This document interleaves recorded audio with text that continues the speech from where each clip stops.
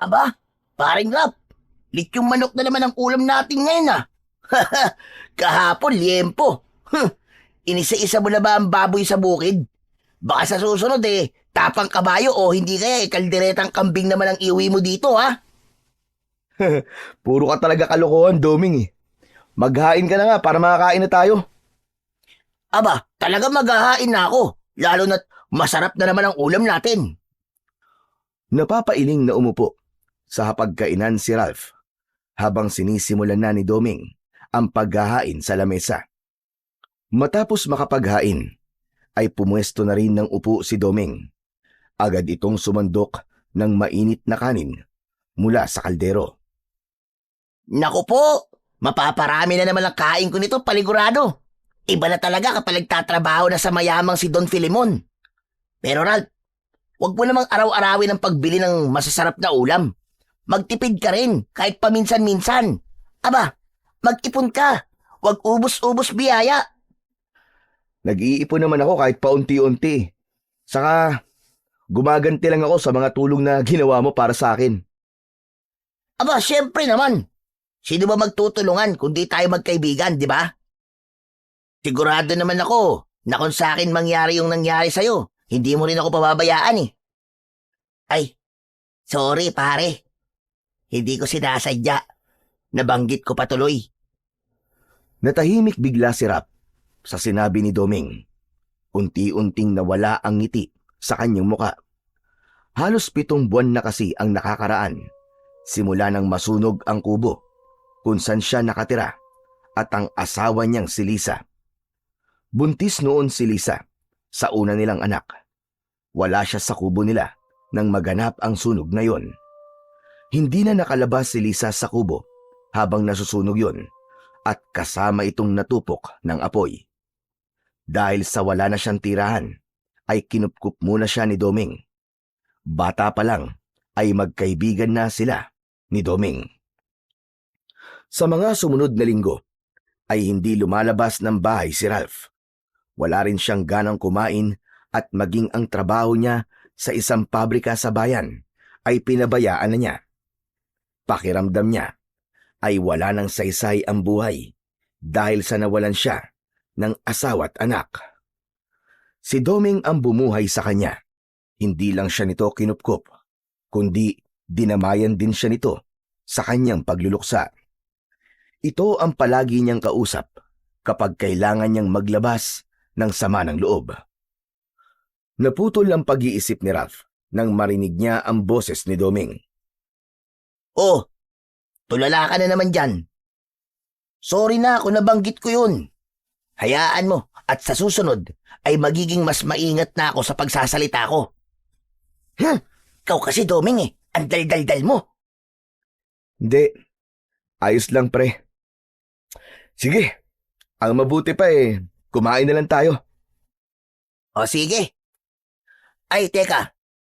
Siya nga pala pre, di ba 2 buwan ka pa lang kay Don Filemon? Tapos, ang sabi mo mag-isa ka lang doon? Oo, ako ang naglilinis, ako ang nagluluto, ako rin minsan ang bumibili ng mga kailangan niya. Pero okay lang yun. Tahimik lang si Don Filemon at mukhang mabait naman Medyo malaki ang bahay nun, di ba? Hindi ka ba nahihirapan na wala ka man lang kasama sa pagtatrabaho doon? Nung una mahirap. Nakakapagod din kasi, yun nga, tulad ng sinabi mo, malaki ang bahay ni Don Filemon. Pero ngayon, parang okay na, nasanay na rin ako.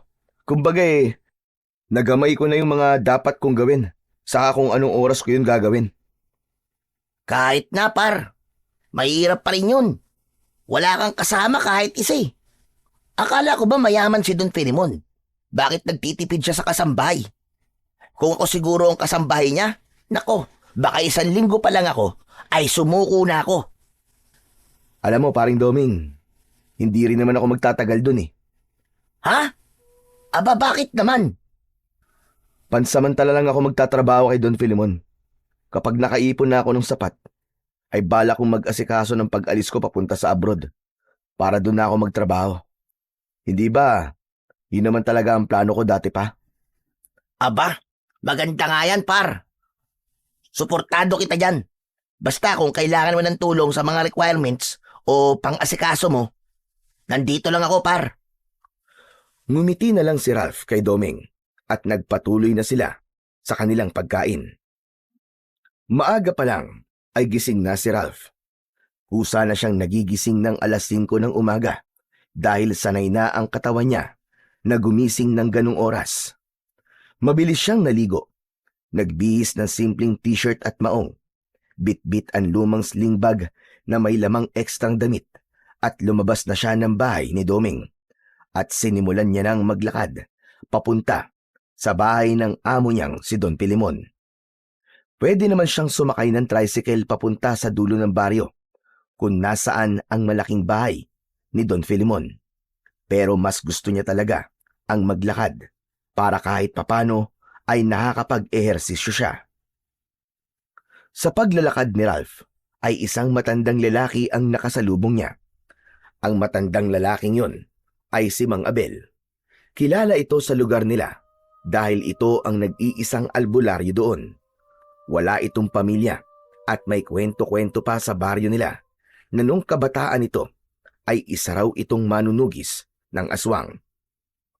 Matalim ang tingin ni Mang Abel habang papalapit ito kay Ralph. Nang tumapat siya sa matanda, ay ngumiti siya rito. Magandang umaga po sa inyo, Mang Abel. Saan po ang punta nyo ng ganito kaaga? Walang sagot na nakuha si Ralph mula sa matandang si Mang Abel, na parabang wala itong naririnig. Hindi man lang siya nito tinapunan ng tingin. Napakamot na lamang sa batok si Ralph at nagpatuloy na lang siya sa kanyang paglalakad. Hindi na siya nagtaka. Ganon naman talaga si Mang Abel. Wala siyang natatandaang nakita niya itong may kausap. Palagi itong mukhang masungit at seryoso. Pagkarating ni Ralph sa dulo ng baryo, ay tumambad na sa kanya ang malaking bahay ni Don Filemon. Medyo bago pa yon dahil ilang buwan pa lamang mula nang maitayo yun. Malinis ang harapan ng bahay. Meron yung mataas na pader at malaking gate. Sa paligid ay may iilang puno at mga halamang ornamental. May sariling susi si Ralph sa maliit na gate sa gilid. Maingat niyang binuksan yun at saka siya pumasok. Dumiretso siya sa main door at gamit ang sarili niyang susi ay binuksan niya rin ang gate. Nagtungo agad si Ralph sa kusina upang simulan ang araw ng kanyang pagtatrabaho sa pamamagitan ng paghahanda ng almusal ni Don Filemon. Binuksan niya ang ilaw sa kusina, kinuha ang kawali at sinimulan niya na ang pagluluto. Kasabay nun ay nagpakulo na rin siya ng tubig para sa kapeng barako. Habang nagluluto ay humugot siya ng malalim na buntong hininga. Hindi pa rin siya sanay sa tahimik at malawak na bahay na yon. Kahit ilang buwan na siya ron, ay may mga bahagi pa rin ng bahay na hindi pa niya napupuntahan o napapasok. Alam ni Ralph na maya-maya lang ay bababa na si Don Filemon. Eksaktong alas 7 ng umaga kung bumaba ito para kumain.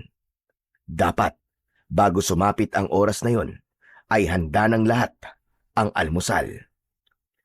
Matapos magluto, ay sinimulan nang ihain ni Ralph ang almusal ni Don Filemon. Nilinisan na rin niya ang mga ginamit niya sa pagluluto. Maya-maya pa, natanaw ni Ralph mula sa sulok ng mata niya ang pagbukas ng pinto sa itaas ng hagdan. Alas 7 na. Kasunod nun, ay narinig niya ang mahinang yabag ng matanda pababa.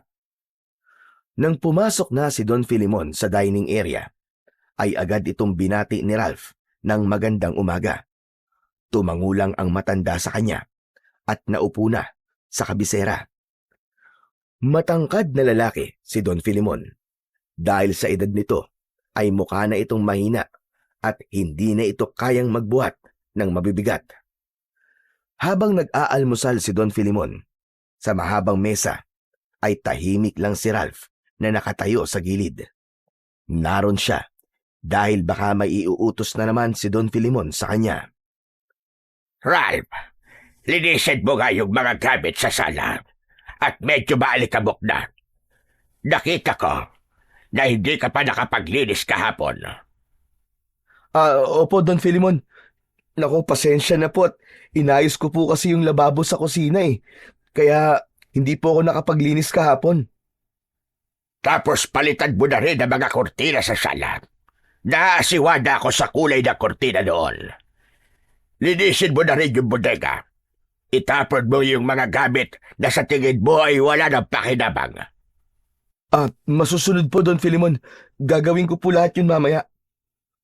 Tumango si Don Filimon at nagpatuloy sa pagkain, habang si Ralph naman ay pilit na tinandaan ang mga inutos nito sa kanya upang wala siyang makalimutan. Matapos mag-almusal ni Don Filimon, ay lumabas na ito ng bahay upang maglakad-lakad sa labas, habang si Ralph naman ay nag-aalmusal na rin at pagkatapos ay naging abala na sa mga gawain niya roon. Agad siyang naglinis sa sala at pinalitan niya ang mga kortina na naroroon ayon sa utos ni Don Filimon. Matapos yun, ay dinala niya na sa dirty kitchen ang mga kortina upang isalang sa washing machine. Paglabas niya ng dirty kitchen, ay napahinto siya, saka napatingin sa itaas. Naalala niyang hindi pa niya nakokolekta ang mga maruruming damit ni Don Filimon. Umakyat si Ralph sa ikalawang palapag ng bahay. Maingat ang bawat takbang niya sa hagdang gawa sa kahoy na madalas ay umiingit kapag natatapakan. Pagdating sa itaas, ay dumiretso siya sa unang pinto kung saan nasa likod nun ang silid ni Don Filimon. Inabot na ni Ralph ang seradura ng pinto at marahang yun pinilit. Ngunit bago pa niya yun mabuksan, ay nagulat siya nang marinig ang malakas na boses ni Don Filimon. Ralph! Ano sabi ko sa'yo tungkol sa kwarto ko? Ay, oo nga pala. Pasensya na po, Don Filimon. Kukunin ko lang po sana yung mga marurumi niyong damit para malaban ko na po. Hindi ka ba marunong makatanda? Hindi ba sabi ko sa'yo, ay ako maglalabas ng mga damit ko sa aking kwarto? Walang ibang papasok dyan kundi ako lamang. Maliwanag ba? Oo po. Maliwanag po. Pasensya na po talaga at nakalimutan ko. Sige na. Bumaba ka na. Bagyang yumukod si Ralph bago siya tahimik na bumaba ng hagdan. Habang bumababa siya, ay napapaisip siya kung bakit ba ayaw ni Don Filimon na pumasok siya sa kwarto nito. Simula kasi nang magtrabaho siya roon bilang isang kasambahay, ay hindi pa niya kailanman nasilayan ang loob ng kwarto ni Don Filimon. Kahit paglilinis doon ay hindi siya nito pinapayagan. Pakiramdam niya tuloy ay merong itinatago roon ang matandang lalaki. Pinilit ni Ralph na iwaksi ang mga tanong sa isip niya.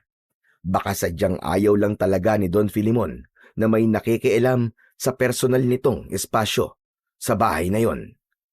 Isa lang siyang kasambahay at dapat niyang tandaan na hindi niya nasaklaw ang mga ganong bagay.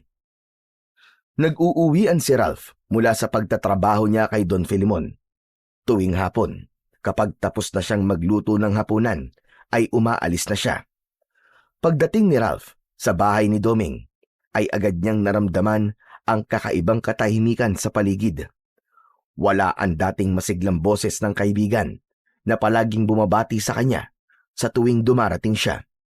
Nang buksan niya ang pinto, ay nakita niya si Doming na nakaupo sa bangkito habang nakasandal sa dingding. Nakangwi ang mukha nito na parang may kung anong masakit dito. Oh, par! Ano nangyari sa'yo? Para kang ngumuya ng kamya sa itsura mo ah. Aray ko, nadulas ako kanina habang nagbubuhat ng kopre. Ayun, tumama ang likod ko sa kahoy. Grabe, ang sakit par. Parang nabugbog yata ang likod ko. Lumapit si Ralph at tinignan kung may sugat sa likod si Doming, pero wala naman siyang nakita. Bakit di ka pa nagpatingin, par? Mukhang nabugbog nga talaga ang likod mo, kaya baka merong bali yan. Ayaw mo bang magpunta sa barangay health center? Hindi na. Sarado na yun ng ganitong oras eh. Ang mabuti pa, kay Mang Abel na lang ako magpapahilot. Magaling din naman yun sa mga ganito eh. Natatandaan mo ba nung nabalian ako ng paa? Siya ang nakapagpagaling sa akin nun, hindi ba? Sa bagay, tama ka. Tsaka, hindi mahal maningil si Mang Abel. Bigyan mo nga lang yun ng 1 kilo ng bigas eh. Ayos na sa kanya eh. Sinabi mo pa. Baka naman, pwede mo akong samahan, par. Medyo nahihirapan din kasi ako maglakad eh. Baka mamaya matumba ako sa daan. Oo ba, sige. Pampihira ka naman. Yun lang pala eh. Walang problema yun. Tara na. At baka lalong sumakit pa yan kapag hindi natignan ni Mang Abel. Tumango si Doming at dahan-dahang tumayo habang hawak ang likuran. Tinulungan naman ito ni Ralph na maglakad palabas ng bahay. Inalalayan niya ang kanyang kaibigan upang hindi ito mabuwal. Habang naglalakad sina Ralph at Doming papunta sa kubo ni Mang Abel, ay unti-unti nang lumulubog ang araw at ang kadiliman ay kumakalat na sa paligid. Patuloy pa rin si Ralph sa pag-aalalay kay Doming dahil bawat hakbang nito ay panay ang daing nito. Ano par? Kaya mo pa ba? Bumalik na lang kaya tayo sa ibang araw. Aray ko, ngayon mo pa ako tinanong yan kung kailan malapit na tayo sa bahay ni Mang Abel. Pambihira ka, oh. Aray, oo nga pala. Kumusta naman ang araw mo sa trabaho, par? Ayos lang naman. Medyo napagalitan lang ako kanina ni Don Filimon. Talaga? Bakit? Ano bang ginawa mo? Kasi muntik na akong pumasok sa kwarto niya para kunin yung mga marurumi niyang damit eh. Tapos bago pa ako makapasok, nakita niya ako. Ayun, nasabon tuloy ako. Hala, pinagbabawalan ka ba ni Don Filimon na pumasok sa kwarto niya? Oo eh. Simula pa nung una ay sinabi niya na sa akin na wag akong papasok doon. Nawala sa isip ko, nakalimutan ko. Kahit 1 beses, hindi ko pa talaga nakikita ang loob ng kwarto niya. Nakapagtataka naman yun. Di, siya naglilinis ng kwarto niya kung ganun. Oo, siya lang talaga. Di ko rin alam kung bakit ganun eh. Pero ayoko naman mag-isip ng kung ano-ano at baka may personal lang siyang dahilan. O kaya, may tinatago. Napangiti na lang si Ralph sa sinabi ng kanyang kaibigan pero hindi na siya sumagot. Tahimik silang nagpatuloy sa paglalakad habang unti-unti nang nagdidilim ang paligid. Pagkaraan ng ilang minutong paglalakad ay natanaw na nila ang lumang kubo ni Mang Abel.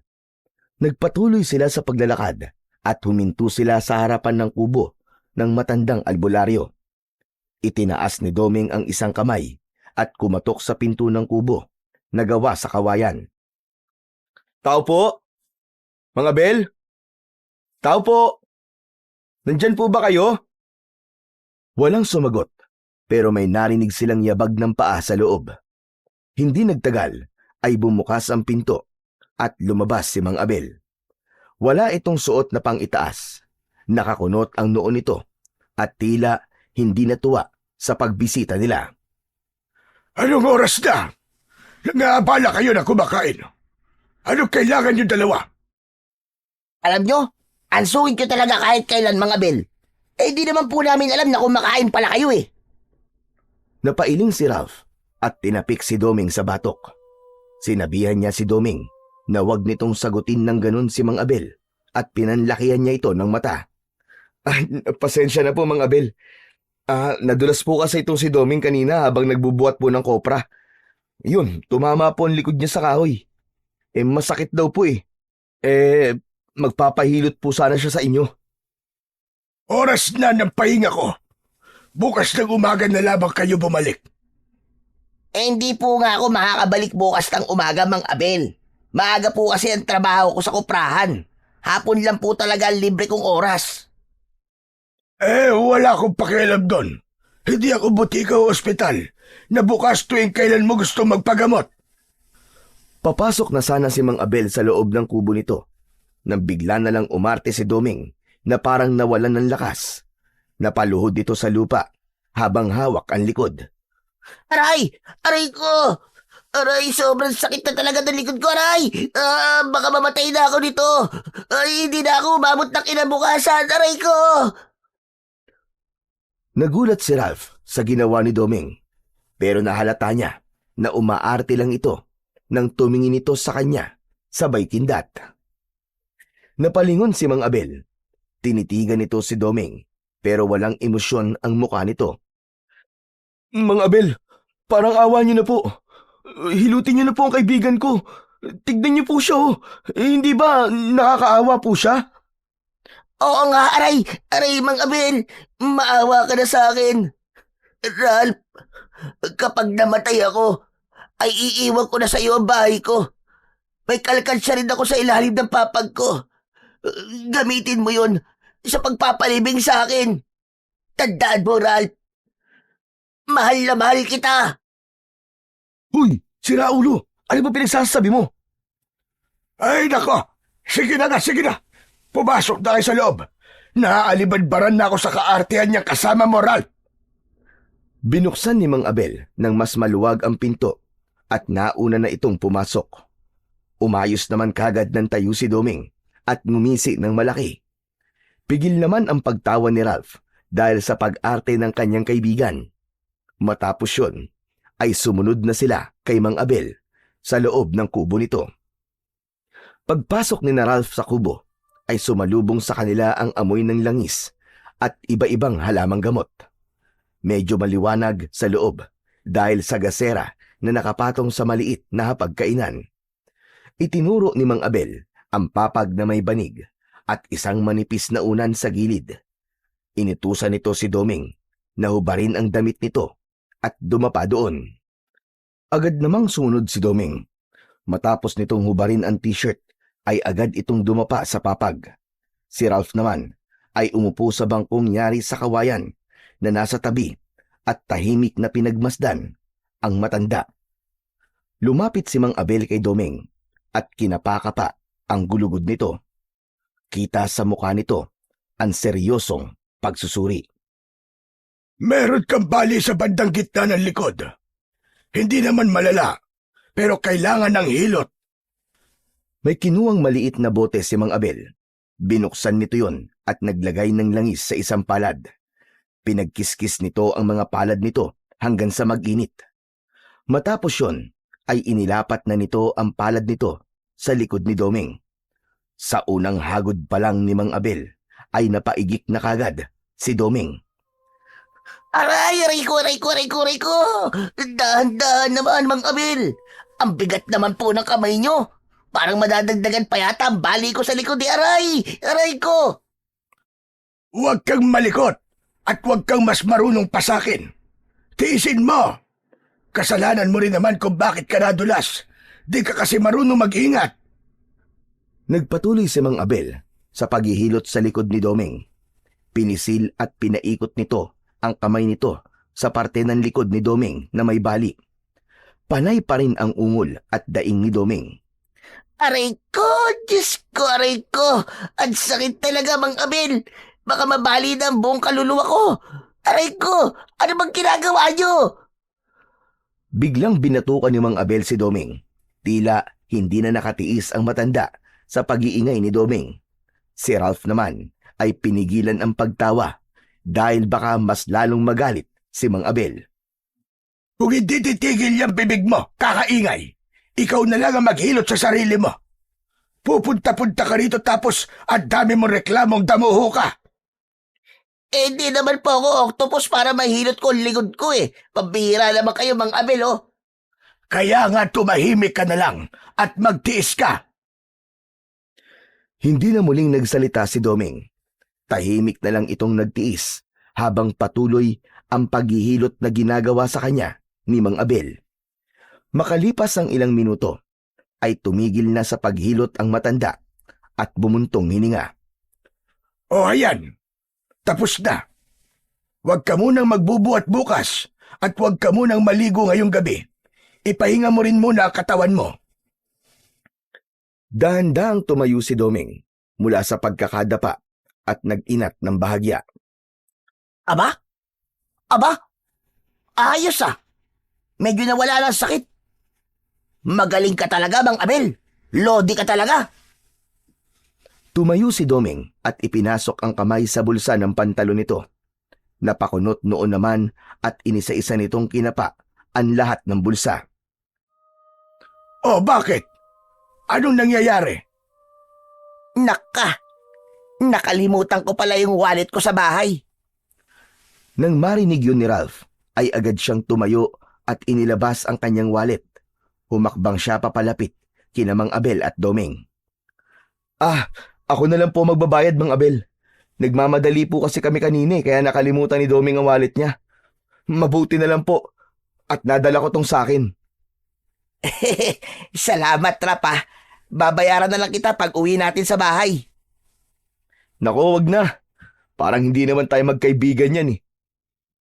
Alam ko namang pinaghihirapan mo yung perang kinikita mo, pare.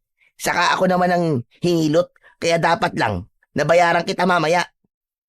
Pambihira naman to, sabi ng wag na eh. Kung wala kayong balak na magbayad at mag-i-eksena lang kayo rito, abay magsilayas na kayong dalawa para may pagpatuloy ko na ang hapunan ko. Mang Abel naman, galit na naman kayo kagad. Tsaka, parang hindi nyo na nga kailangan magpabayad eh. Kasi mukhang mamahalin yung kwintas nyo. Tunay ba na perlas yan, Mang Abel? Hahawakan sana ni Doming ang palawit ng kwintas ni Mang Abel, pero malakas na tinapik ng matanda ang kamay ni Doming. Huwag mo itong hahawakan. Walang pwedeng humawak nito, kundi tanging ako lamang. Noon lang napansin ni Ralph ang suot na kwintas ng matanda. Saglit siyang napatitig doon at sa unang tingin niya pa lang ay aakalain nga na isa yung perlas. Kulay puti ang palawit na kwintas na tila bahagyang kumikinang.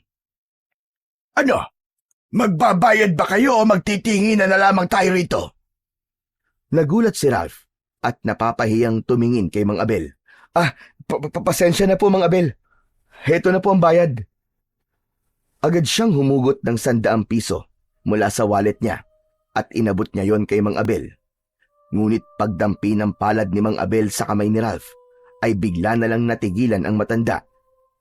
Napako ang tingin ni Mang Abel kay Ralph. Namutla ito at nagsimulang manginig ang buo nitong katawan. Binitiwan siya ng matanda at napaluhod ito sa sahig habang habol ang paghinga. Napaatras naman si Ralph habang may pagtatakang nakatingin sa matanda. Maging si Doming ay naguluhan na rin sa pangyayari. Napansin ni Ralph na hirap pa tumayo si Mang Abel, kaya agad niyang inabot ang isa niyang kamay upang tulungan ito. Mang Abel, tulungan ko na po kayo. Ngunit tinampal ng matanda ang kamay niya at matalim siya nitong tinignan. Kinabahan si Ralph at naisip niya na baka may nasabi o nagawa siyang mali, kaya ganon ang tingin nito sa kanya.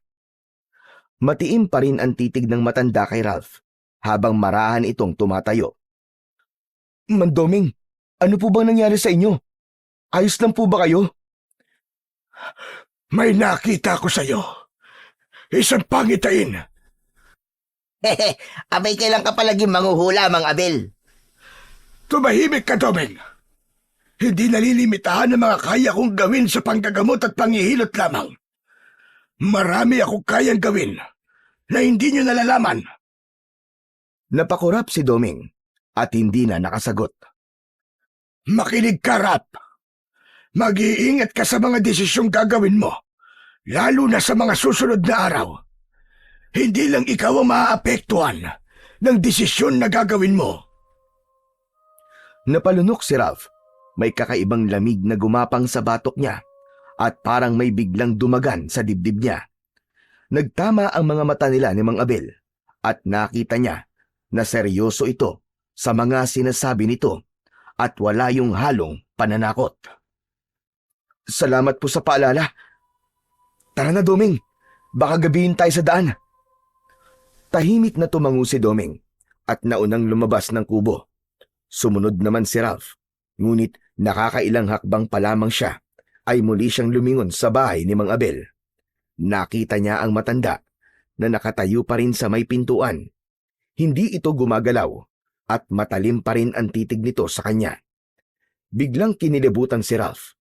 Tumango siya kay Mang Abel at saka siya sumunod kay Doming sa paglakad.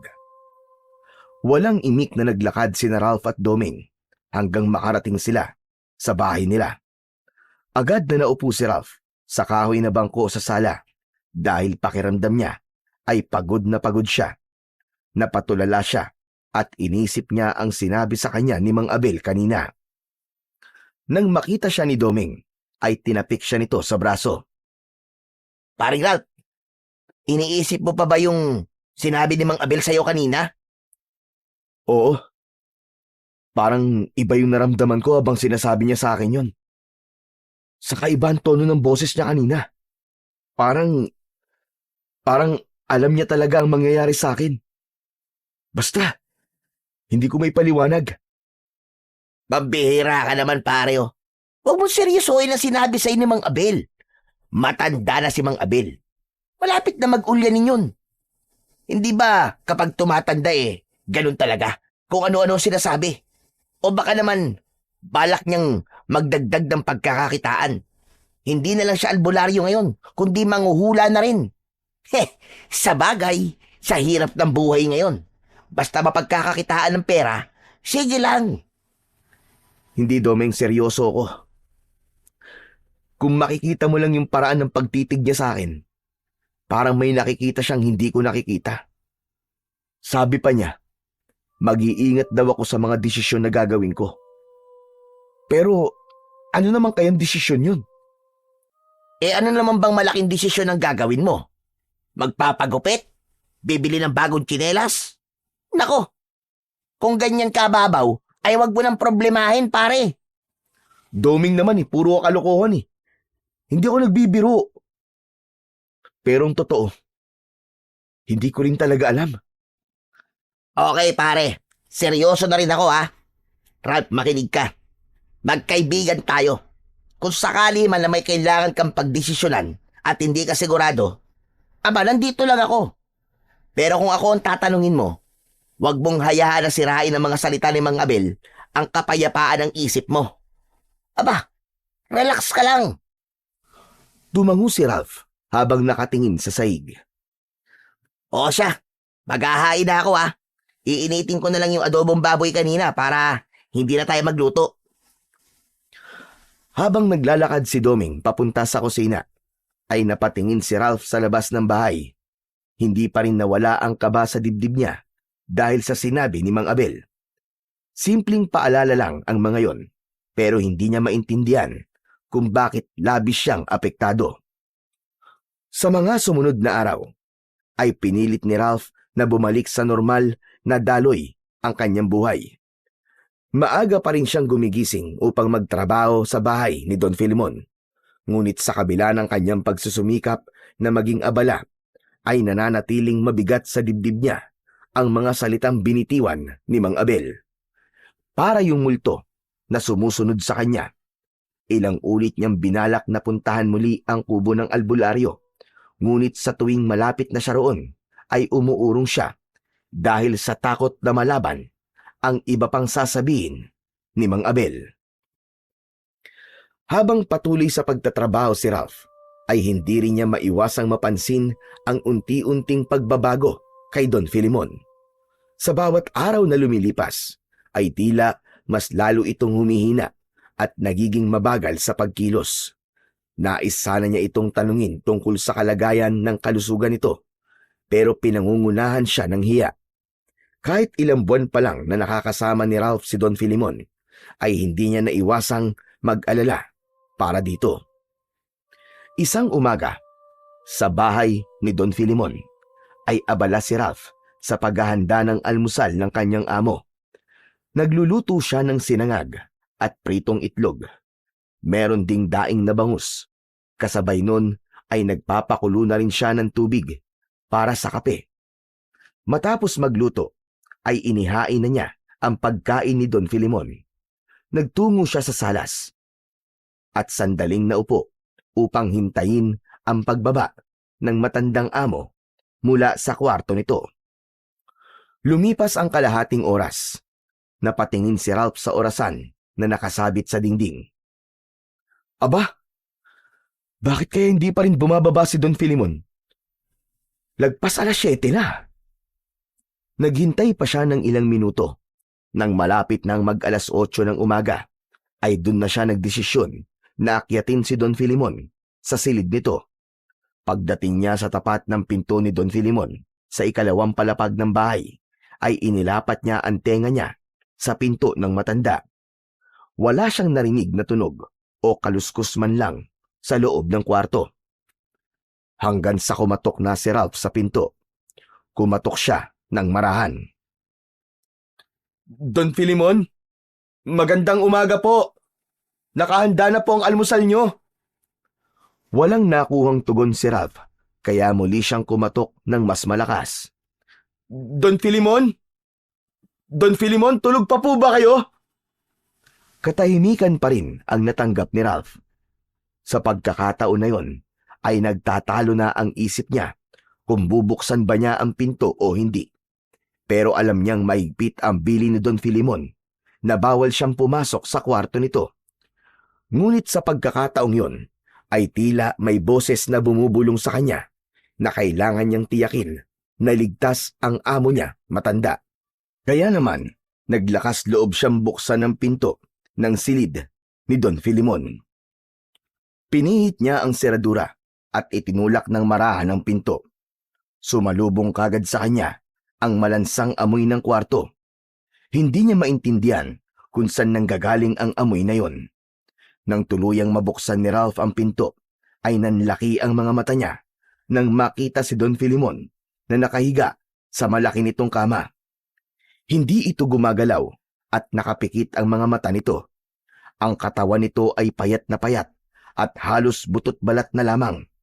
Ang balat nito ay naninilaw at nangingitim sa ilang bahagi.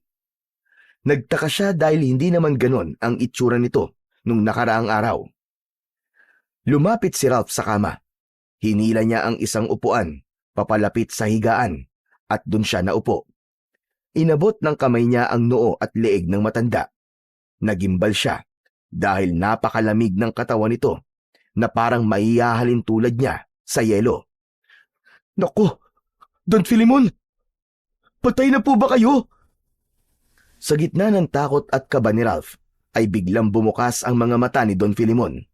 Tila hinang-hina ito, at kahit ang pagbukas nito ng mata, ay para bang hirap itong gawin. Pasensya na po, Don Filimon. Alam kong bawal po akong pumasok dito sa kwarto nyo. Pero nag-aalala na po kasi ako sa inyo eh. Kanina pa po kasi ako katok ng katok, pero hindi po kayo sumasagot. Kaya pumasok na po ako. Tahimik lang si Don Filimon. Nanatili itong nakatingin kay Ralph. Don Filimon, kailangan po natin pumunta sa ospital. Baka kung ano na po nangyayari sa inyo eh. Ang putla-putla nyo po. At ang lamig pa po ng katawan nyo. Para po kayo nagyayelo. Walang magagawa ang mga doktor sa nangyayari sa akin. Hindi ospital ang kailangan ko. Napatingin si Ralph sa paligid habang nagsasalita si Don Filimon. Mabilis ang pag-ikot ng kanyang mga mata at doon niya napansin ang mga kakaibang bagay sa kwarto. May mga kakaibang simbolo sa sahig at dingding na hindi niya alam ang ibig sabihin. Agad siyang nagkaroon ng hinala na baka kaya hindi siya pinapapasok ni Don Filimon sa kwarto na yon ay dahil ayaw nitong makita niya ang mga simbolo na yon. Pero hindi niya na yon pinagtuunan pa ng pansin dahil ang alam lang niya ng mga oras na yon ay kailangan ni Don Filimon ang tulong niya. Pero paano po kayo gagaling kung hindi po kayo magpapadala sa akin sa ospital? Mas alam po ng mga doktor ang dapat gawin sa inyo. Makinig ka mabuti sa akin, Rap. May isang bagay na makakapagpabalik ng lakas ko. Matagal ko nang hinahanap yon at kailangan mapasa akin ang bagay na yon. Ano po bang tinutukoy nyo? Buksan mo ang drawer. May litrato dyan. Kunin mo. Agad na binuksan ni Ralph ang drawer na nasa tabi ng kama. Walang ibang bagay ang naroon kundi ang isang piraso ng litrato. Nanginginig ang kamay na kinuha niya yon. Tinignan ni Ralph ang litrato at nakita niya roon ang isang puting bato na parang perlas ang itsura. Biglang natigilan si Ralph. Teka, parang nakita ko na to ah. Tama! Nakita ko na ang batong to. Suot to ni Mang Abel, Don Filimon. Ang batong to, ang palawit ng kwintas niya. Kabaka, Ralph. Kay Abel nga ang bagay na yan. Binata pa lang siya, ay nasa kanya na yan. Ano po bang meron sa batong to? At saka, ito po bang bagay na tinutukoy nyo na makakapagpabalik po ng lakas nyo? Oo, yan nga. Pero hindi yan isang bato. Isa yung mutya. Yan ang mutya ng buhawi. Ang mutya ng buhawi ay nagbibigay ng mas mahabang buhay at malakas na katawan sa kung sino man ang magmamay-ari nito. Hindi ka basta-basta tatabla ng sakit. Kahit ang kamatayan ay iiwasan ka. Muling napatingin si Ralph sa litrato.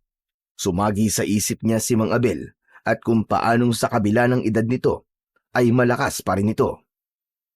Kaya pala, kahit matanda na si Mang Abel, ay malakas pa rin siya. Kasi meron siyang ganong klase ng mutya. Kailangan makuha mo mutya ng buhawi mula sa kanya. Kapag nakuha ko yun, ay babalik na ang lakas ko. Pero ibibigay po kaya sa inyo ni Mang Abel yun, Don Filimon? Malabo. Hindi niya basta-basta bibitiwan yun. Kaya naisip ko na nakawin na lang sa kanya ang mutya ng buhawi. Pero Don Filimon, paano niyo po mananakaw sa kanya yun? Dahil po sa kalagayan niyo, parang kahit yata bumangon sa higaan hirap kayo eh. Hindi ako magnanakaw ng mutya. Yun ay walang iba. Kundi ikaw, Ralph. Ikaw ang gagawang magnakaw doon para sa akin. Parang binuhusan ng malamig na tubig si Ralph. Nanlamig ang buong katawan niya at bumilis ang tibok ng kanyang puso. Pero, Don Filimon, hindi ko po kaya magnakaw. Hindi po ako magnanakaw, kasalanan po yun. Kasalanan ba? Kung may mabuting maidudulot ng pagnanakaw na gagawin mo. Tandaan mo, Ralph. Manunugtungan ng mutya na yun ang buhay ko. Isa pa, kapag namatay ako, mawawalan ka na rin ng trabaho. Sandaling tumahimik si Ralph. Napayuko siya habang nag-iisip. Hanggang sa sumagi sa isip niya ang sinabi ni Mang Abel na may isang malaking desisyon siyang gagawin. Napagtanto niya na nangyayari na ang pangitain ng matandang albularyo. Kapag nagtagumpay ka sa pagkuha ng mutya ng buhawi, ay nagagako ko sa iyo na bibigyan kita ng 1,000,000 piso. Napaangat ang ulo ni Ralph at napatitig siya kay Don Filimon. Tinansya niya kung nagbibiro lamang ba ito o hindi. Isang milyong piso? Oo, 1,000,000 piso. Hindi ako nagbibiro, Ralph. Buhay ko ang nakasalalay dito. At hindi na ako pwedeng maghintay pa. Isipin mo mga pwede mong gawin sa ganong kalaking halaga. Don Filimon, hayaan niyo pong pag-isipan ko muna. Bigyan niyo pa po sana ako ng kahit konting panahon. Sige, Ralph. Ngunit, bilisan mo ang pag-iisip. Nauubos na ang oras ko. Baka mahuli na ang lahat at baka mamatay na ako. Marahang tumango si Ralph. Doon pa lang ay pinag-isipan niya na kagad kung gagawin pa niya ang inuutos ni Don Filimon, kapalit ang malaking halaga ng pera. Pag-uwi ni Ralph sa bahay ni Doming ay mabigat ang pakiramdam niya. Umupo siya sa gilid ng kanyang papag at hinubad ang kanyang sapatos. Humiga siya at napatingin sa kisame na para bang nandoon ang kasagutan sa tanong na dapat ba niyang gawin ang pinapagawa sa kanya ni Don Filimon. Hay! Anak ng teteng, oo! Ano bang gagawin ko? Bakit ba kasi napunta ako sa sitwasyon ito? Gusto sana niyang ikonsulta kay Doming ang tungkol sa bagay na yon, pero kilala niya ang kanyang kaibigan. Alam niya na hindi ito papayag na nakawin niya kay Mang Abel ang kwintas. Kilala niya si Doming na kahit kapos sa buhay ay hinding-hindi ito gagawa ng isang maling bagay para lang sa pera. Lalong-lalo na ang pagdanakaw. Sumapit na ang oras ng pagtulog ni Rap, pero gising na gising pa rin ang kanyang diwa. Nakatingin pa rin siya sa kisame at patuloy na iniisip kung ano ang kanyang gagawin. Malaki rin ang 1,000,000 piso para sa kagaya ko. Marami akong magagawa nun. Hindi ko na kailangan makipagsapalaran sa ibang bansa. Pwede na ako magtayo ng maliit na negosyo sa pera na yun. Mababago ang buhay ko. Matapos yun ay bumalikwas ng bangon si Rap. Nagdesisyon na siya na nanakawin niya kay Mang Abel ang mutya ng buhawi. Mas nanaig sa kanya ang pangangailangan niya ng pera kaysa sa kanyang konsensya at dignidad. Inisip na lang niya na sa gagawin niyang yun ay makakatulong din siya kay Don Filimon na madugtungan ang buhay nito. Lumabas si Ralph sa kwarto niya at marahan siyang naglakad. Pagbukas niya ng pinto ay napapitlag siya nang marinig ang boses ni Doming sa kanyang likuran. Hoy, Rap! Saan ka pupunta? Bibili lang ako ng yosi sa tindahan. Yossi? Aba, kailan ka pa natutong manigarilyo? Kanina lang. Naisipan ko lang na subukan. O sige na, alis na ako. Babalik din ako agad. Hindi na hinintay ni Ralph na magsalita si Doming at nagmamadali siyang naglakad palabas ng bahay. Hindi na rin siya lumingon pa. Sa pagkakataon na yon, ay buo na talaga ang loob niyang nakawin ang mutya mula kay Mang Abel. Hindi alintana ni Ralph ang kadiliman sa kanyang paglalakad patungo sa kubo ng matandang albularyo. Wala na siyang ibang inisip kundi ang makuha ang mutya ng buhawi. Nang makarating siya sa harapan ng kubo ni Mang Abel, ay napansin niyang wala ng liwanag ng gasera mula sa loob, kaya naisip niya na marahil tulog na ang matanda. Tahimik at marahan siyang lumapit sa kubo. Naghanap siya ng siwang sa dingding kung saan maaari siyang sumilip. Nang may nakita siya, ay agad siyang sumilip doon. Nabigla si Ralph nang malaman niya na hindi pa pala tulog ang matanda. Nakita niya si Mang Abel na nakaluhod sa tabi ng higaan nito. Hawak nito ang mutya ng buhawi na nakasabit sa leeg nito. Nakapikit ang matanda at bumubuka ang bibig nito na parang meron itong inuusal na orasyon. Makalipas ang ilang minuto, ay natapos na sa ginagawa nito si Mang Abel. Hinubad na nito ang kwintas at saka ipinatong yon sa isang maliit na lamesang yari sa kawayan na nasa tabi ng nakasaradong bintana. Matapos yon, ay humiga na si Mang Abel sa papag nito at pumikit. Dahil hindi pa tulog si Mang Abel, ay sandali munang nagkubli si Rap sa likod ng makapal na halaman sa labas ng bahay ni Mang Abel. Makalipas ang halos 1 oras, ay muling sumilip si Rap sa loob ng bahay ng matandang albularyo at nakita niya na tulog na ito dahil dinig na niya ang mahina nitong paghilik. Umikot siya sa gilid ng kubo kung saan naroon ang bintana. Maingat niyang hinawakan ang bintana at hinila yon. Bumilis ang tibok ng puso niya dahil walang kandado ang bintana doon. Inisip niya na masyado itong tiwala sa mga tao sa baryo nila dahil ang totoo ay wala namang magnanakaw doon. Ngunit habang binubuksan ni Ralph ang bintana, ay umingit yon kaya huminto muna siya.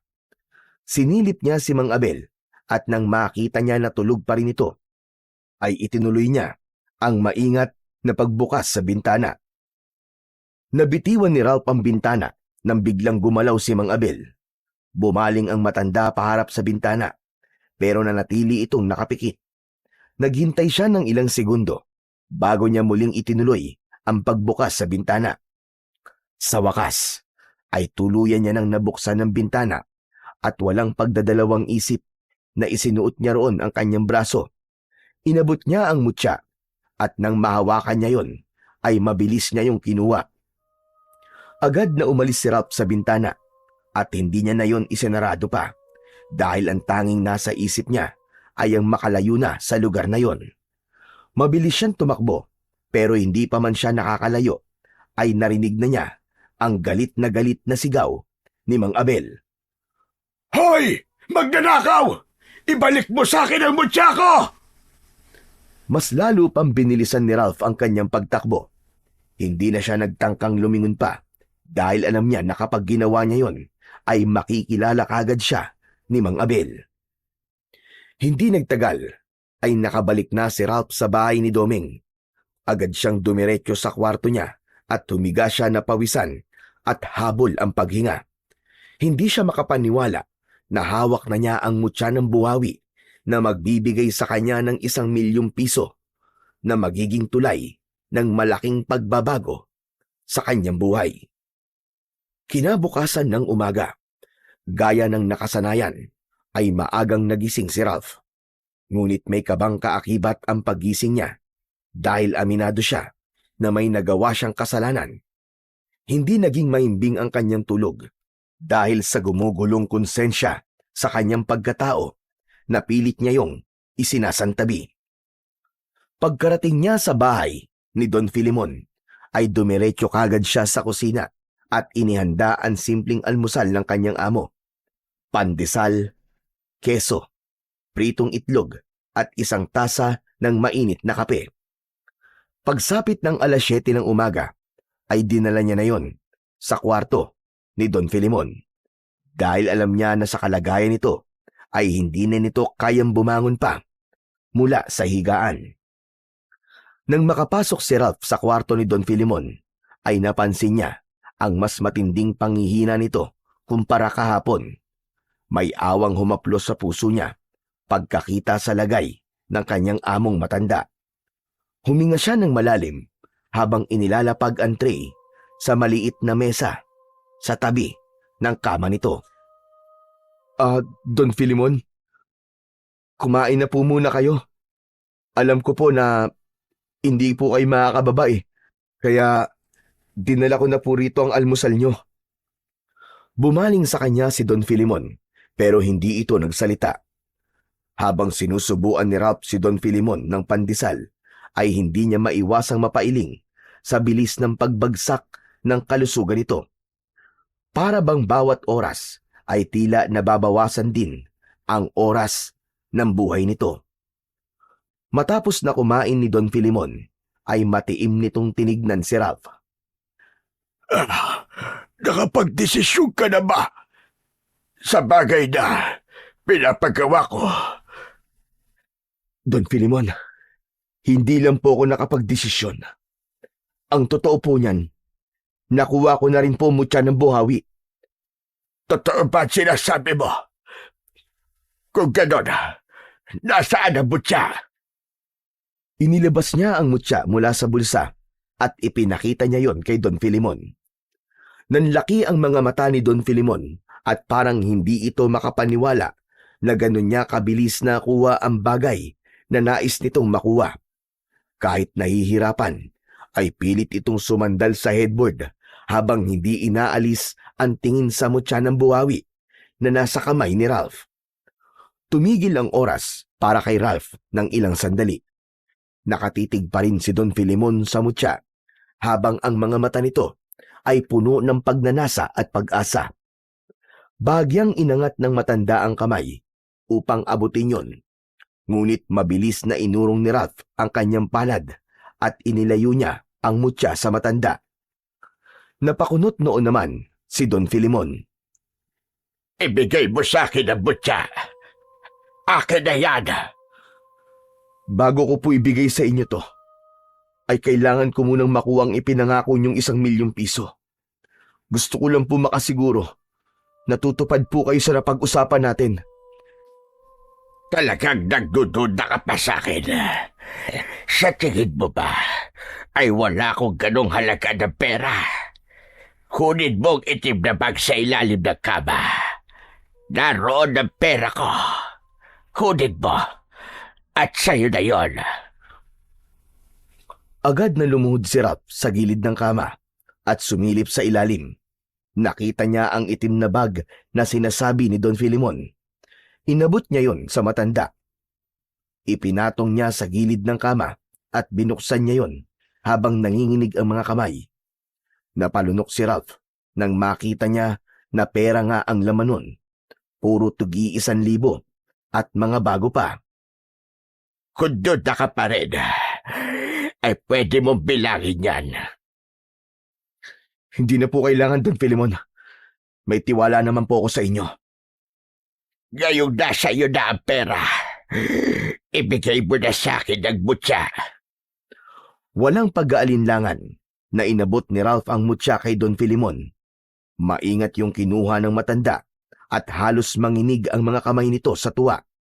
Ilang segundo nito yung tinignan at saka bumaling sa kanya. Lumabas ka na. Tapos na ang usapan natin. Huwag ka na muna papasok dito. At gawin mo na mga dapat mong gawin sa ibaba. Tumangulang si Ralph at naglakad na siya palabas ng kwarto habang dala ang bag na naglalaman ng 1,000,000 piso. Hindi niya alam kung dapat ba siyang matuwa, matakot o magsisi. Pero isa lang ang sigurado siya. Malaki ang magiging pagbabago sa buhay niya dahil sa salapi na hawak niya. Habang naglilinis si Ralph sa sala ng bahay ni Don Filimon, ay inisip niya ang mga bagay na pwede niyang mabili sa 1,000,000 piso. Halos malula siya sa dami ng bagay na gusto niyang bilhin at gawin sa pera na yon. Ngunit sa gitna ng kanyang pag-iisip ay bigla siyang natigilan nang maalala si Mang Abel.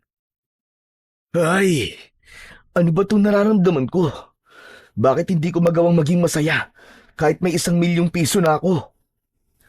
Aminado si Ralph na masungit si Mang Abel. Pero hindi ito masamang tao. Ang totoo ay malaki ang naitutulong nito sa mga tao dahil sa husay nito sa panggagamot. Sa buong maghapon, hindi nakita ni Ralph na lumabas si Don Filimon sa silid nito. Tahimik ang ikalawang palapag ng bahay. Dahil sinabi nito kanina na wag na ulit siyang papasok sa silid nito, ay hindi na siya nagtangka na tignan kung ayos lang ba ito roon. Makalipas ang napakahabang oras, ay sumapit na ang oras ng pag-uwi ni Ralph. Palabas na sana siya ng bahay ni Don Filimon nang mapahinto siya. Tumingin siya sa hagdan at naisipan niyang magpaalam sa kanyang amo. Nais din niyang magpasalamat dito dahil hindi niya yon nagawa kanina. Umakyat siya sa ikalawang palapag at huminto sa harap ng pinto ng silid ni Don Filimon. Marahan siyang kumatok pero walang tumugon sa kanya. Nagdalawang isip siya kung bubuksan ba niya ang pinto o aalis na lang, pero nanaig ang pag-aalala niya para sa matanda dahil baka kung ano na ang nangyari sa kanyang amo. Marahang binuksan ni Ralph ang pinto at sumilip siya roon. Nanigas ang kanyang katawan sa kanyang nakita. Nakaupo si Don Filimon sa gitna ng silid. Napapalibutan ito ng mga itim na kandila. Sa sahig ay may mga simbolo na tila isinulat gamit ang dugo. Ang mas lalong nagbigay ng kilabot sa kanya ay ang mga mata ni Don Filimon na puro puti. Hawak nito ang mutya ng buwawi at umuusal ito ng mga salitang hindi niya maintindihan. Napaatras si Ralph at halos mawalan siya ng hininga. Tahimik niyang isinarado ang pinto at walang ingay na bumaba ng hagdan. Malakas ang tibok ng puso niya habang pilit niyang iniisip kung ano nga ba ang ginagawa ni Don Filimon. Sa mga sumunod na araw ay mas piniling inihim ni Ralph ang perang hawak niya. Itinago niya yon sa ilalim ng kanyang mga lumang damit sa isang lumang kahon. Hindi na rin muna siya dumaan sa harapan ng bahay ni Mang Abel. Hindi dahil sa takot, kundi dahil sa matinding hiya na kanyang nararamdaman dahil sa pagnanakaw na kanyang ginawa. Isang umaga, pagdating ni Ralph sa bahay ni Don Filimon, ay agad siyang nagluto ng almusal.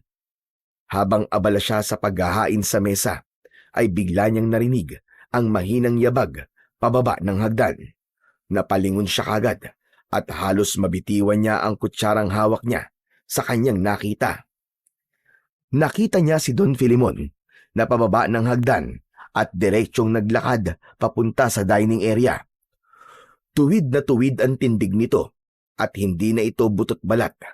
Matikas na ang pangangatawan na parang bumata ito ng ilang taon. Agad din niyang napansin ang kwintas ni Mang Abel na nakasabit sa leeg nito. Hindi agad nakapagsalita si Ralph. Nakanganga siya habang nananatiling nakatayo sa gilid ng mesa. Magandang umaga, Ralph. Itikom mo ang bibig mo at baka pasukan dyan ang langaw. Don Filimon, kayo po ba talaga yan? Paanong? Umupo si Don Filimon sa silya at nilagyan ng kanin ang plato nito. Ako nga ito, Ralph. Nagulat ka ba? Pero, para po kayong ibang tao. Bumata po kayo Ang ganda na po ng tindig nyo at parang ang lakas-lakas nyo po. Dahil ito ang kapangyarihan ng butya ng buhawi, Ralph. Sinabi ko naman sa'yo na meron itong kapangyarihang taglay. Napatingin si Ralph sa mutyang nakasabit sa leeg ni Don Filimon. Kumikinang yon habang tinatamaan ng ilaw at parang meron yung sariling buhay. Marami pang kayang gawin ang mutyang ito, Ralph. At ito pa lang ang simula. Hindi po talaga ako makapaniwala, Don Filimon. Pwes, maniwala ka na ngayon dahil nasa harapan mo ang patunay. Oo nga pala, alam ba ni Mang Abel na ikaw ang nagnakaw ng mutyang ito? Hindi po. Hindi po niya ako nakita. Pero Don Filimon, ang totoo po niyan nakokonsensya po ako kasi alam ko pong mali ang ginawa ko. Ngayon ka pa ba makukonsensya? May 1,000,000 piso ka at nadugtungan mo pa ang buhay ko. Huwag mo nang isipin ang maling nagawa mo. At ang bigyan mo ng pansin ay ang magandang bagay na naging resulta ng pagnanakaw na ginawa mo. Hindi nakapagsalita si Ralph. Sa kabila ng mga sinabi ni Don Filimon, ay hindi pa rin nawala ang bugso ng konsensyang ilang araw na niyang pinipilit na isang tabi. Isang hapon, pagkarating ni Ralph sa bahay ni Doming, ay agad niyang napansin ang kakaibang katahimikan doon. Nagtaka siya nang makita ang kaibigan na nakadungaw sa bintana at malayo ang tingin. Hindi yun normal kay Doming dahil madalas na kapag dumarating siya ay agad siya nitong kinakausap. Lumapit siya rito at tinapik sa balikat. Uy, paring Doming. Parang ang lalim ng iniisip mo May problema ka ba? Hindi lang ako may problema, kundi tayong lahat dito sa baryo. May gumagala raw na aswang dito, pare. Aswang? Ano bang kalokohan yan? Nako, Doming katang-isip lang ang mga aswang, ano ka ba? Masyado ka nagpapaniwala sa mga kwentong bayan Alam mo, par, hindi rin ako naniniwala sa aswang dati. Pero yung isa sa mga katrabaho ko sa kuprahan ay natagpo ang patay kaninang madaling araw. Wala nang lamang loob. Nakakadiri nga Baka naman adik lang ang may gawa nun. O kaya mabangis na hayop. Hindi ba may malapit na gubat sa kuprahan? Imposible, pare.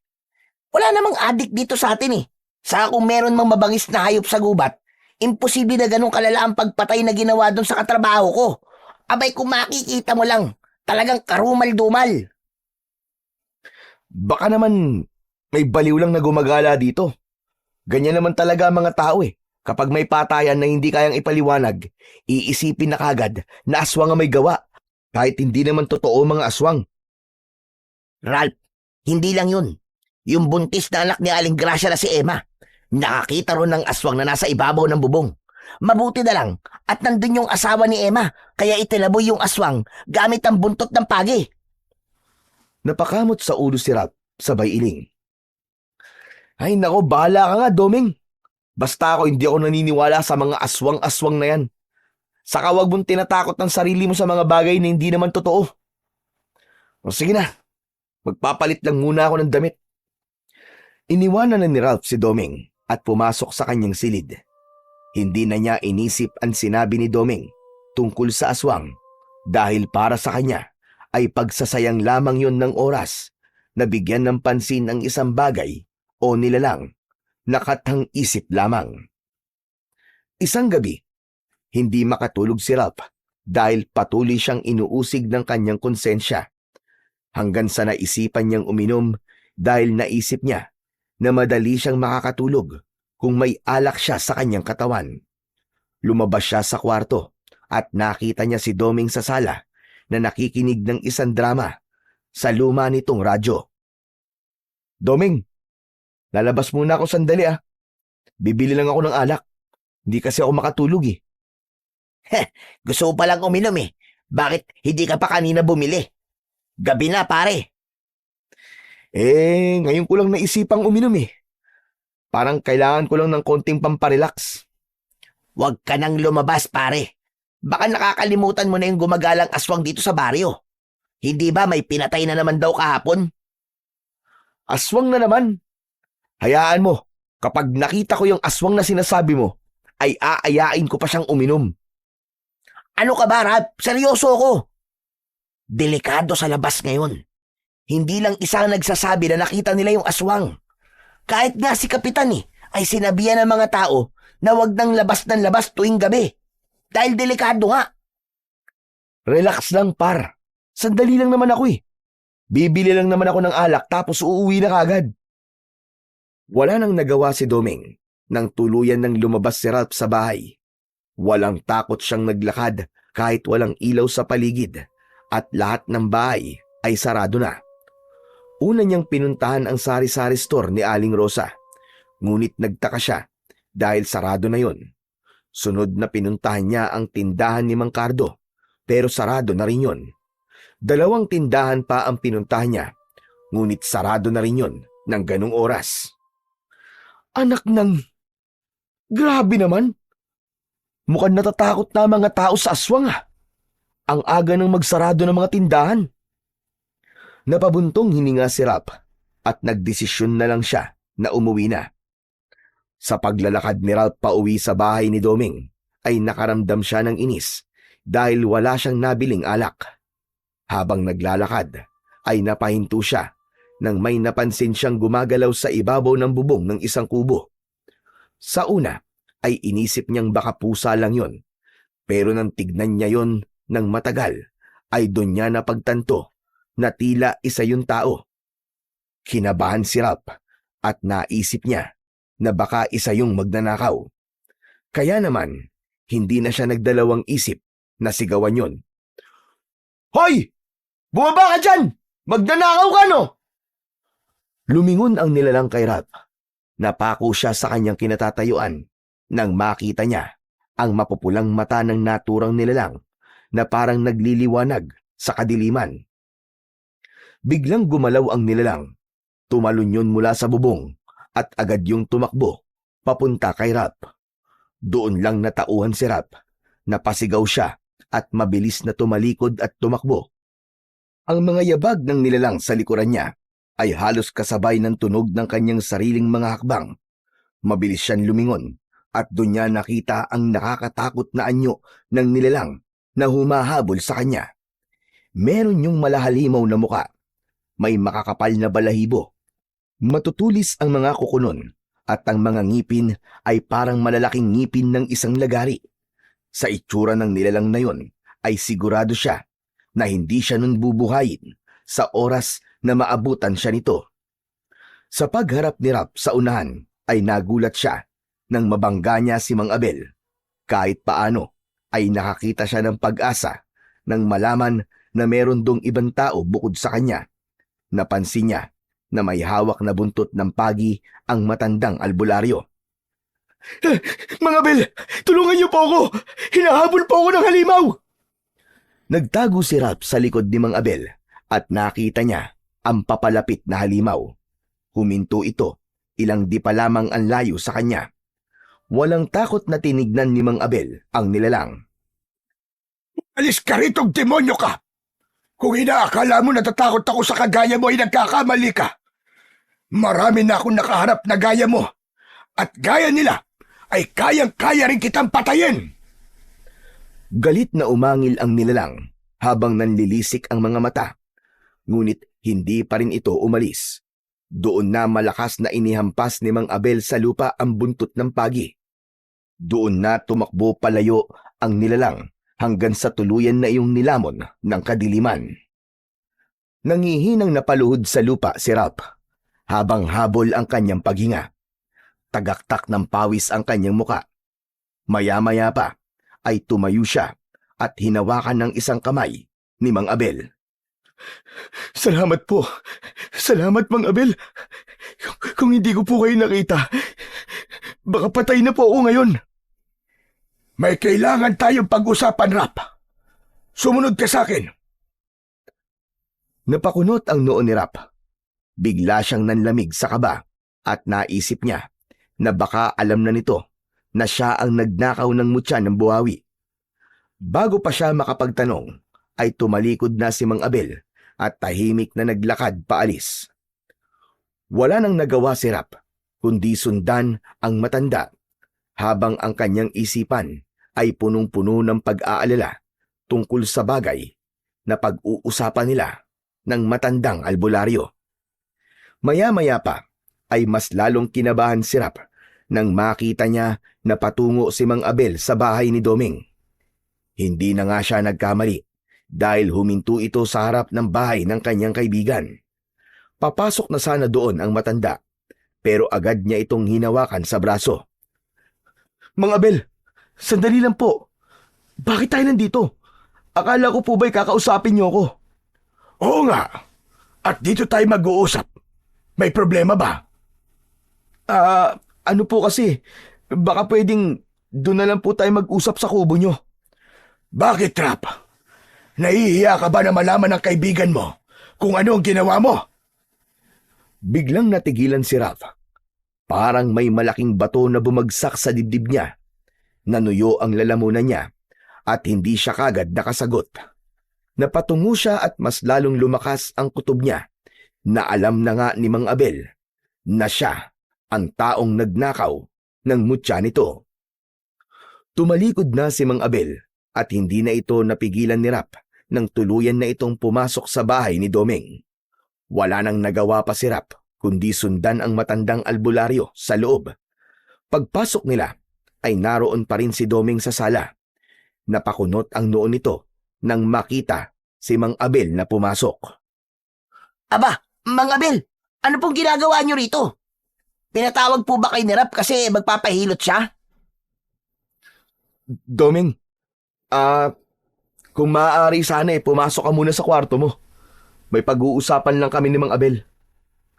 Bakit mo siya pinapapasok? Dahil ba ayaw mo malaman ng kaibigan mo ang pagnanakaw na ginawa mo? Napalingon si Doming kay Rap at bumakas ang pagtataka sa mukha nito. Ano? Teka. Anong ninakaw mo, Rap? At kanino ka nagnakaw? Sa akin, ninakaw niya ang kwintas ko. Napakunot ang noo ni Doming sa narinig na sinabi ni Mang Abel. Ano po? Yung perlas na kwintas mo ba, Mang Abel? Hindi yun isang perlas. Isa yung mutya. Mutya ng buhawi ang tawag doon. Makapangyarihan yon at hindi yun maaaring mapunta sa maling kamay. Kapag napunta yun sa tao o nilalang na may masamang layunin, ay maaaring gamitin yun sa kasamaan na hindi dapat mangyari. Hindi basta-basta ang mutyang yon. May dahilan kung bakit sa akin ipinagkatiwala yon.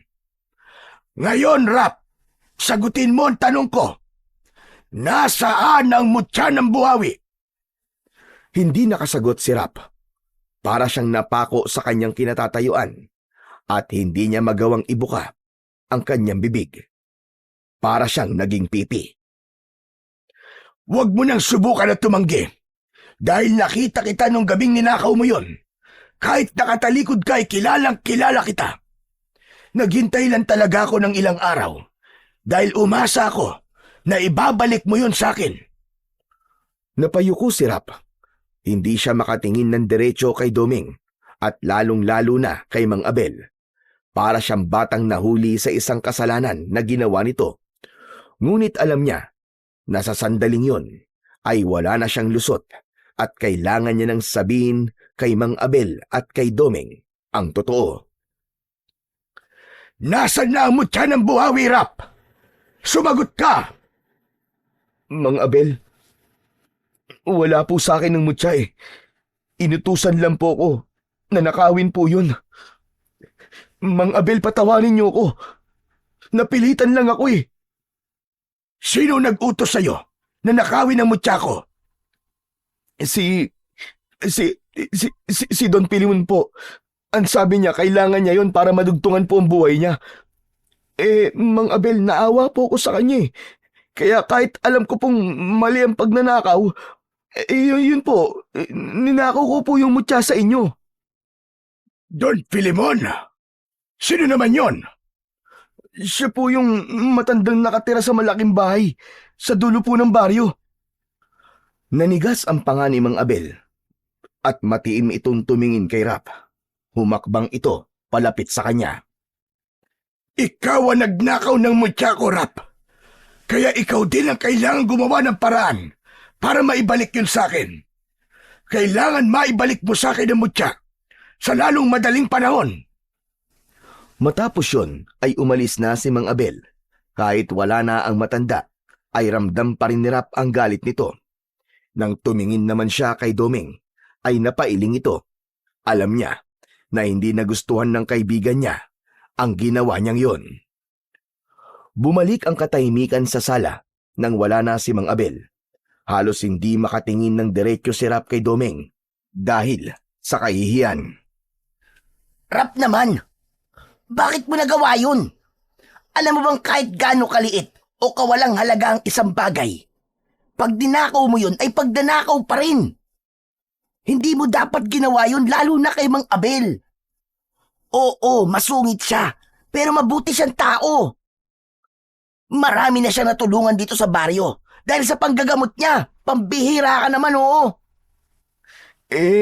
Kasi naawalan talaga ako kay Don Filimon. Nung hilingin niya sa akin kasi na nakawin ko yung mutya, parang mamamatay na siya eh. Sinabi niyang kailangan niya yung mutya ng buhawi ni Mang Abel para mabuhay pa siya na mas matagal. Yun nga, hindi na rin ako nakatanggi kasi... Kasi ano? Kasi Doming, inalok niya ako ng 1,000,000 piso kapalit ng pagnanakaw ko ng mutya. Ano? 1,000,000? Pare, alam mo ang prinsipyo ko. Kahit bigyan mo ko ng 1,000,000,000 piso, kung mali naman ang gagawin ko, ay hindi ko tatanggapin. Pasensya na, par. Pero hindi ko akalain na magagawa mo ang ganyang bagay. Alam ko, Doming. Aaminin ko na nasilaw nga ako sa pera. Pero itatama ko to. Kukunin ko ulit kay Don Filimon ang mutya at ibabalik ko ang pera niya. Dapat lang. Yan talagang dapat mong gawin. Tumalikod na si Doming at naglakad papunta sa kwarto nito. Hindi na ito muling lumingon pa hanggang sa maisarado na nito ang pinto. Naiwan si Rap sa sala na halos lumubog na sa labis na hiya sa kanyang kaibigan. Napakabigat ng pagsisisi na nakadagan sa kanya.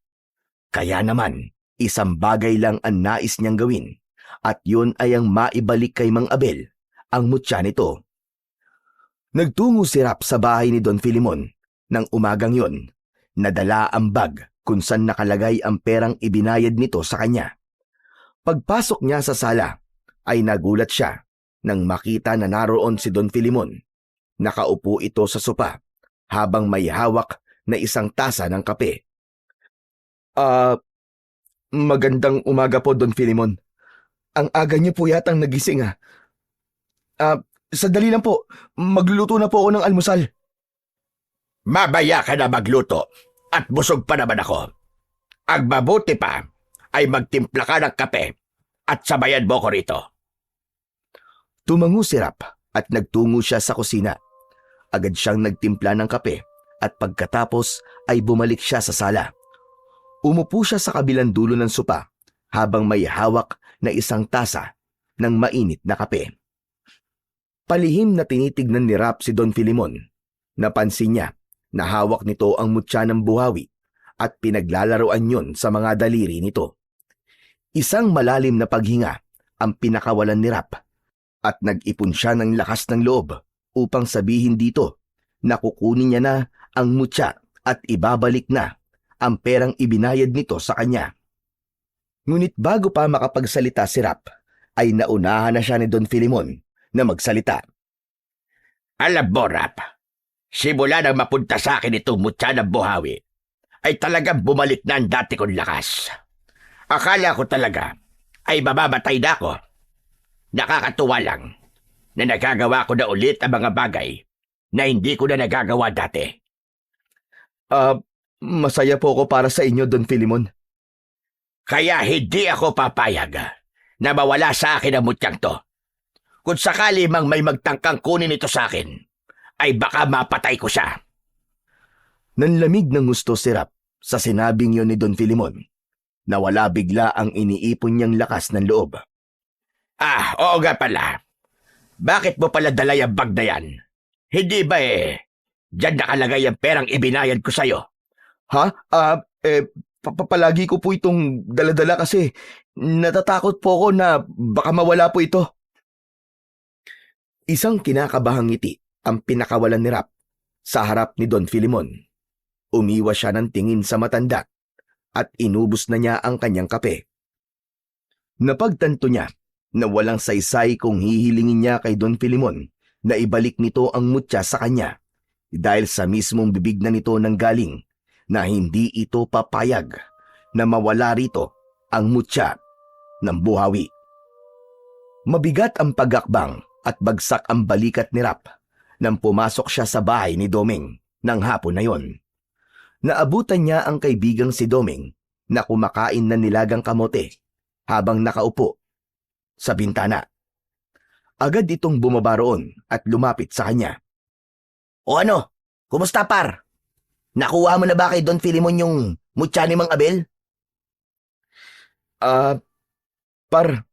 Hindi ko nakuha eh. Ano? Ibig sabihin, hindi niya ibinigay sa'yo? Hindi ko nasabi sa kanya na kukunin ko na yun eh. Natakot ako kasi sabi niya, papatayin niya daw kung sino man ang kukuha ng mutya sa kanya. Hindi nakapagsalita si Doming. Napatingin ito sa kawalan na parang nag-iisip sa kung ano ang dapat nilang gawin. Doming, baka pwedeng samahan mo ko ngayon kay Mang Abel. Baka alam niya kung anong dapat kong gawin. Sige, sasamahan kita. Kailangan mo siyang makausap dahil baka may maisip siya kung paano maibabalik sa kanya ang mutya. Hindi na nagsayang pa ng oras ang dalawang magkaibigan at agad silang umalis upang magtungo sa bahay ni Mang Abel. Pagdating ni Rap at Doming sa kubo ni Mang Abel, ay agad siyang kumatok. Pinagbuksan sila ng matandang albularyo at pinapasok sila nito. Matapos nilang maupo, ay agad na ipinaalam ni Rap na hindi pa rin niya nakukuha ang mutya ng buhawi dahil natakot siya sa tila pagbabantang binitiwan ni Don Filimon. Alam kong hindi talaga niya ibibigay ang mutya. Pumunta ako sa bahay ng sinasabi niyong Don Filimon at nakita ko siya na naglalakad sa labas ng bahay niya. Doon ko nalaman na kilala ko pala ang taong yon noon pa man. Kilala niyo po si Don Filimon, Mang Abel? Paano niyo po siya nakilala? Hindi Filimon ang tunay niyang pangalan. Arnaldo ang pangalan niya noon. Isa siyang aswang. Matagal nang magkagalit ang pamilya niya at ang pamilya ko.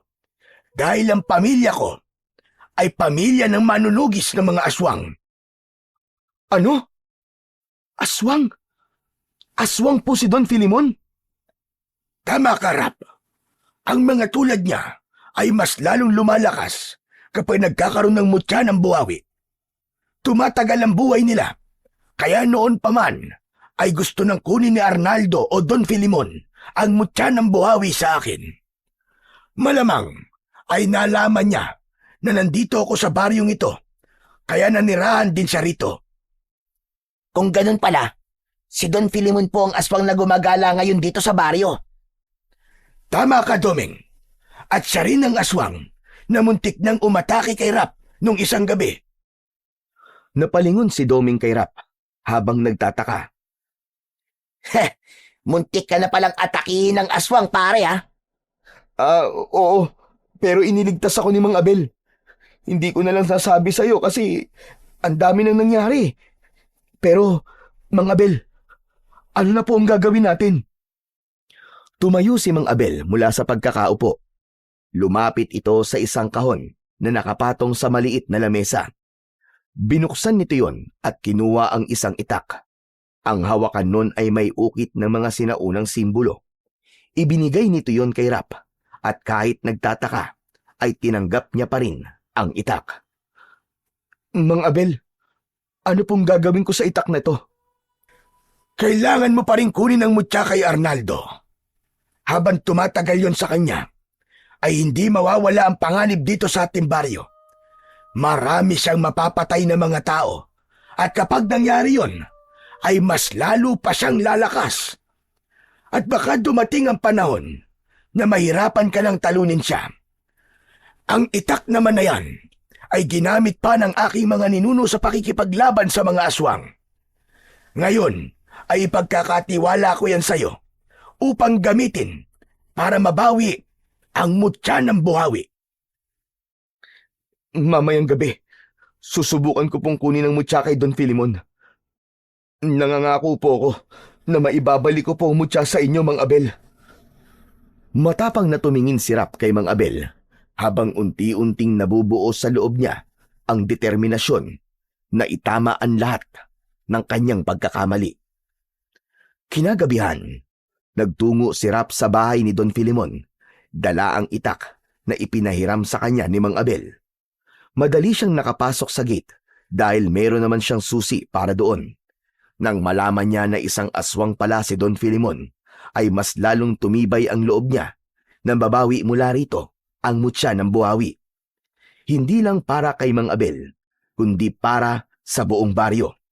Dahil kapag mas tumagal pa ang mutya sa kamay ng isang aswang, ay alam niya na mas maraming tao ang maaaring mamatay. Tahimik na nagtungo si Rap sa main door ng bahay. Mabilis niyang binuksan yun gamit ang sarili niyang susi. Pagkabukas ng pinto, ay pumasok siya ng walang ingay. Maingat niyang isinarado ang pinto sa likuran niya at agad siyang umakyat sa hagdan. Pagdating ni Rap sa ikalawang palapag, ay sandali siyang huminto sa harapan ng nakasaradong pinto ng silid ni Don Filimon. Huminga muna siya ng malalim bago niya yun binuksan ng dahan-dahan. Mula sa liwanag ng buwan na naglalagos mula sa bintana ay nakita ni Rap si Don Filimon na natutulog sa malaki nitong kama. Maingat siyang pumasok sa kwarto at hindi niya inaalis ang tingin sa nakahigang matanda. Humakbang siya palapit dito. Kinakabahan siya, pero mas matindi pa rin ang kagustuhan niyang mabawi dito ang mutya ng buhawi. Maingat ang bawat takbang ni Rap habang unti-unti siyang lumalapit sa kama. Kulang na lang ay pigilan niya ang kanyang paghinga. Makalipas ang ilang sandali, ay nasa tabi na siya ng kama ni Don Filimon. Sa mutya lang nakatingin si Rap. Nakasabit pa rin yon sa leeg ni Don Filimon kahit natutulog ito. Isang indikasyon na hindi talaga ito papayag na mawala rito ang mutya ng buhawi. Napalunok si Rap habang inaabot niya ang mutya. Nanginginig ang kamay niya at panay ang dasal niya na sana ay hindi magising si Don Filimon. Ngunit nang mahawakan na niya ang mutya, ay biglang bumukas ang mata ni Don Filimon at nagulat ito nang makita siya. Ano ginagawa mo rito, Rap? Babawiin ko na po sa inyo ang mutya ng buhawi. Alam ko na ang totoo. Isa kang aswang! Nanlisik ang mga mata ni Don Filimon at bigla nitong kinagat ang kamay ni Rap. Napasigaw siya sa labis na sakit at nabitiwan niya ang mutya. Itinulak siya ni Don Filimon ng malakas at bumagsak siya sa malamig na sahig. Bumangon si Don Filimon at tumayo sa harapan ni Rap. Malakas itong humalakhak at sa mismong harapan niya ay mabilis na nagbago ang anyo nito. Sa isang kisap mata ay nag-anyong aswang si Don Filimon. Nakalimutan mo na ba ang sinabi ko, Rap? Napapatayin ko at sino mang magtatangkang kunin ang mutya. Hindi ko yun nakalimutan, pero sisiguraduhin kong hindi ako mamamatay ngayong gabi, kundi ikaw! Walang babala na umatake si Don Filimon kay Rap. Mabilis naman na tumayo si Rap at nagawa niyang iwasan ang matatalim na kuko ng aswang. Tumama yun sa kahoy na dingding at nanlaki ang mga mata niya. Nang mawasak ang dingding, inisip niya na katapusan niya na kung sa kanya tumama ang pag-ataking yun ng aswang na si Don Filimon. Inilabas ni Rap ang itak na ipinahiram sa kanya ni Mang Abel. Malakas siyang sumigaw at siya naman ang umatake sa aswang. Tinangka niyang tagain si Don Filimon pero nagawa nitong makaiwas. Nagpang-abot ang dalawa sa gitna ng kwarto. Nagpakawala si Rap ng sunod-sunod na pag-atake gamit ang itak. Ngunit masyadong mabilis si Don Filimon kaya sa hangin lang tumatama ang bawat pagharibas niya ng taga sa aswang. Tumalon si Don Filimon at sinugod si Rap. Sinubukan niyang umiwas pero nadaplisan siya ng matutulis nitong kuko sa tagiliran. Napasigaw ng malakas si Rap nang maramdaman niya ang pagguhit ng matatalim na kuko ng aswang sa braso niya. Agad na nanghina si Rap at napahiga siya sa sahig. Tumatawang lumapit si Don Filimon sa kanya. Yumukod ito sa kanya habang nakangisi. Pero napaikot si Rap at nasangga ang isang mga galamay nito. Gayunpaman, tinamaan siya sa tagiliran. Napaurong siya at nang muling umatake ang halimaw, ay natumba siya sa sahig. Akala mo ba ay kaya mo ko? Isa ka lang hamak na tao na walang kwenta! Hinayaan lang ni Rap na magsalita si Don Filimon. Mabilis siyang nag-isip at sa isang iglap ay itinaas niya ang itak na hawak niya. At gamit yon ay pinutol niya ang kwintas na nakasabit sa leeg ni Don Filimon. Nagulat si Don Filimon sa ginawa ni Rap. Agad na sinalo ni Rap ang mutya at ipinilupot niya yon sa kanyang kamay. Nang dumampi sa palad niya ang mutya ng buhawi, ay naramdaman niya ang isang kakaibang lakas na ibinibigay sa kanya ng mutya. Hindi niya na naramdaman ang sakit ng mga sugat niya. Malakas na sinipa ni Rap ang aswang at dumausdos ito sa sahig. Mabilis na tumayo si Rap habang daladala ang dagdag na lakas mula sa mutya ng buhawi. Sinugod niya si Don Filimon at isang saksak sa dibdib nito ang ibinigay niya rito. Napaatras si Don Filimon habang bakas sa mukha nito ang gulat. Hindi na binigyan pa ni Rap ng pagkakataon na makaporma pa si Don Filimon at buong lakas niyang ginilitan ang leeg nito. Sumirit ang malapot na dugo sa leeg ng aswang at saka ito bumagsak sa sahig. Kumislot-kislot pa ang katawan nito hanggang sa tuluyan na itong binawian ng buhay. Humihingal na tinignan ni Rap ang bangkay ng aswang at isang ngisi ang sumilay sa labi niya. Hindi na siya nagtagal doon at nagsimula na siyang maglakad palabas ng kwarto ni Don Filimon upang ibalik kay Mang Abel ang mutya ng buhawi. Hawak ni Rap ang sugat niya sa tagiliran habang naglalakad palabas ng malaking gate ng bahay ni Don Filimon. Duguan siya, Pero masaya siya ng sandaling yon sapagkat nagtagumpay siya sa misyon niya sa gabing yon. Makalipas ang ilang minuto, ay narating na rin sa wakas ni Rap ang labas ng kubo ni Mang Abel. Pagbukas niya ng pinto, ay naabutan niya roon sina Doming at Mang Abel na nakaupo sa sahig habang naglalaro ng bingo. Nagulat ang dalawa nang makita siya. "Wow, hanep! Grabe kayo! Habang nakikipaglaban pala ako sa aswang, ay nagbibingo lang kayo rito? Pambihira!" Hehe, nainip kasi kami sa paghihintay kaya nagbingo muna kami. Tara, sali ka! Tumayo ang dalawa at sinalubong si Rap. Inalalayan siya ni Doming para makaupo sa papag na naroon. Pare, okay ka lang ba? Sa tingin mo, okay ba ako sa itsura kong to? Ano nangyari, Rap? Nakuha mo ba? Nagtagumpay ka ba? Opo, nabawi ko na po ang mutya ng buhawi. At napatay ko na rin po si Don Filimon, Mang Abel. Wala akong nagawa kundi labanan siya dahil nag-anyong aswang siya at pinagtangkaan niya ang buhay ko. Wow! Grabe! Ang astig mo naman pala, pare. Biruin mo yun. Nakapatay ka ng aswang nang ikaw lang. Huhuhuy! Idol na kita simula ngayon. Ikaw na ang sakalam. Mula sa bulsa ng kanyang pantalon ay inilabas ni Rap ang mutya ng buhawi at inabot niya yon kay Mang Abel. Agad namang kinuha yon ng matandang albularyo nang walang pag-aalinlangan. Mang Abel, patawad. Patawarin niyo po sana ako. Kung hindi ko sana ninakaw ang mutya na yan, ay wala sanang mamamatay na mga tao dito sa baryo natin. Huwag mo nang sisihin ang sarili mo, Rap. Dahil ginamit ka lamang ni Don Filimon para sa masama niyang plano. Biktima ka rin dito. Tumango si Rap. Hindi pa rin niya lubos maisip na tapos na ang lahat at buhay pa rin siya ng sandaling yon. Sige na, humiga ka na muna sa papag. Kailangan magamot kagad ang mga sugat mo at baka maimpeksyon yan. Tumayo si Mang Abel upang kunin ang mga gamit nito sa panggagamot. Ilang sandali lang ay bumalik na rin ito. Pagkahiga ni Rap sa papag, ay agad na nilinisan ni Mang Abel ang mga sugat niya. Napangiwi siya sa hapdi, pero hindi na siya nagreklamo. Tumingin si Rap sa kawalan at napangiti siya. Hindi niya akalain na ang isang kagaya niya na hindi naniniwala sa mga aswang ay siya pang makakapatay ng aswang sa baryo nila.